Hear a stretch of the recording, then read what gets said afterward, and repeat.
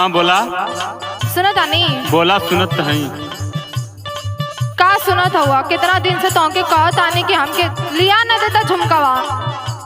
अरे झुमकवा लिया दे, कुल पैसा तो खत्म हो गल जोतनी बोनी में। तू हमेशा यह कहला। भैया भेजले ने 5000 में यूरिया लिए, उन्हें पूरा खाद छीटक रहा, कहाँ पैसा की तो झुमका लिया दी।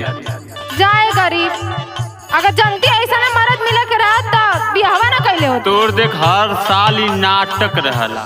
नाटक ना, तू एको इच्छा पूरा ना करेला। हम जवन जवन कहली तवन तवन तो लेके आईनी।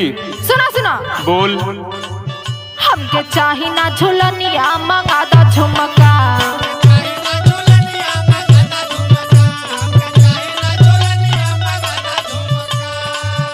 सुनत हवा? हाँ हाँ सुनत ही, बोल बोल। गाँव में घूम घूम के हम तहला गाय ठुमका। अच्छा, गाँव में घूम घूम के हम तहला गाय ठुमका। हमके चाही ना झुलनिया, मंगा दा झुमका। काहे रविनाथ के देखैबी का? अरे रहे बता।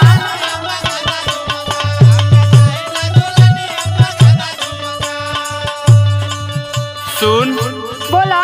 जब से तो आयल तो एक नाटक हमसे बर्दाश्त ना होते। तू तो रहेगा बोले। सुन, बोला। जब से आइलू तू गवनवा करलू नखरा। अच्छा,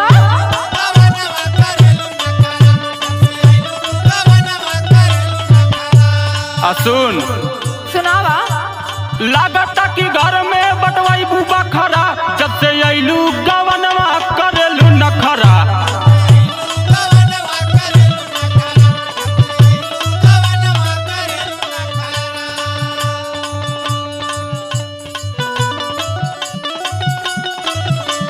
बाबा लूटा लहर भैया।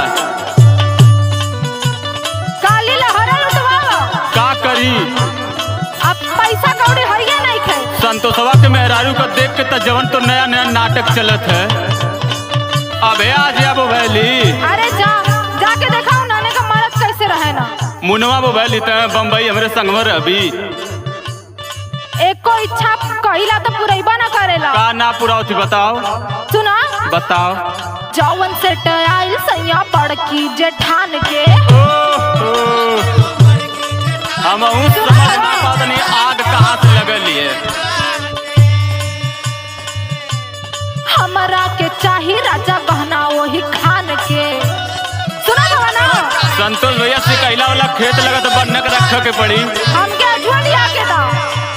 सुना था वा? सुनत नहीं भाई। अजुआ के अजुआ चाही हमके। ताली परेशान करे और कोनो बात ना है। सुना। बोल। जावन सेट आइल सैया बड़की जेठान के।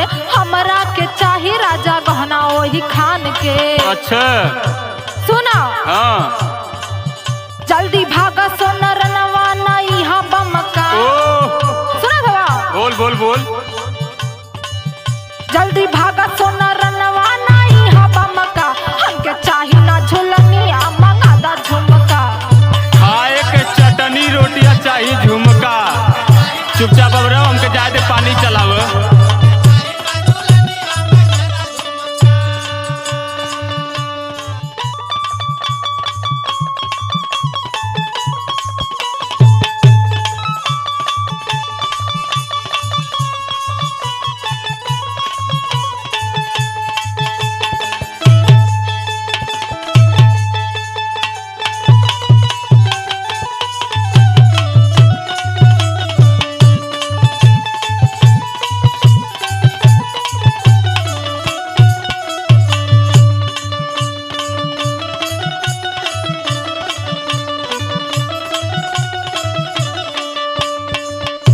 सुना।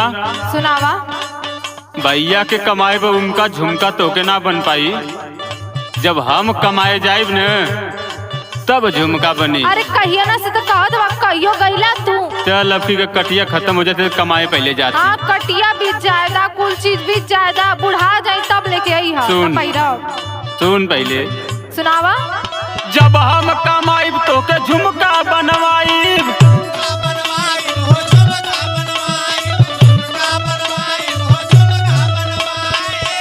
अच्छा, सुन। बोला। सोने का कवर अपने हाथ से खियाई। अच्छा अच्छा, खाली सपना दिखावा तू। सपना ना दिखाओ सुन, जब हम जाई कमाए न सबसे पहले तोर शौक पूरा होई। रहे दा सुना सुना तो आधा बीत गई। सुन, जब हम कमाई तो के झुमका